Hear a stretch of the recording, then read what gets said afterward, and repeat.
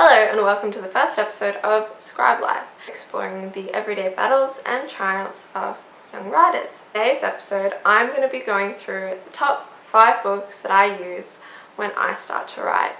Number 1, 642 Tiny Things to Write About. 1 is a logical beginning to what will hopefully be a gripping read.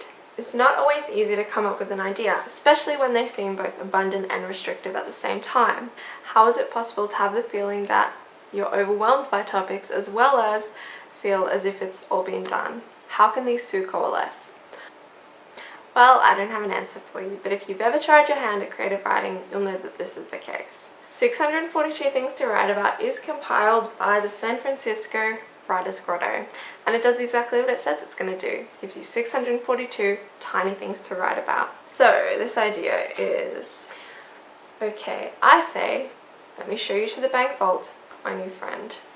And now you've got an idea about your new life with a gang of bank robbers.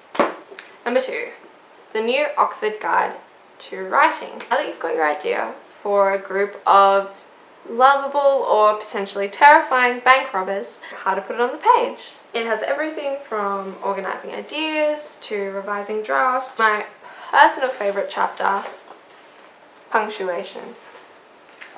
It even has a chapter entitled Improving Your Vocabulary, dictionary.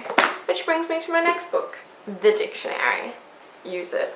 For instance, did you know that black velvet is actually a drink made from a mixture of stout and champagne? I do, because I have a dictionary, and when you're looking through that lovable gang of bank robbers to have a token drink, you'll know where to start. But number 4, usage and abusage. Once you've got your story on the page, you're going to want to make sure that you haven't committed any common grammatical atrocities, for lack of a better word.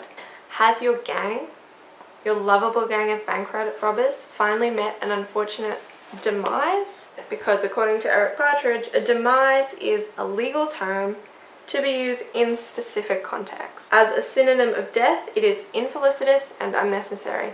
As a euphemism, it is deplorable.